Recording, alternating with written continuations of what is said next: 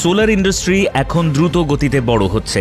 সরকারি নীতি, জলবায়ু সচেতনতা এবং প্রযুক্তিগত অগ্রগতির কারণে এই খাতে তৈরি হয়েছে অসংখ্য ব্যবসার সুযোগ।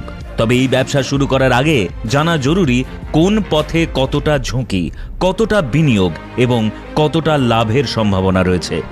এই রিপোর্টে তুলে ধরা হচ্ছে সোলার খাতের এমন 5টি ক্ষেত্র যেগুলির একেবারে প্রথমটি শুরু করা যায় 1 টাকাও বিনিয়োগ ছাড়াই, আর শেষটির লাভের পরিমাণ সবচেয়ে বেশি হলেও সঙ্গে থাকে সর্বোচ্চ ঝুঁকি।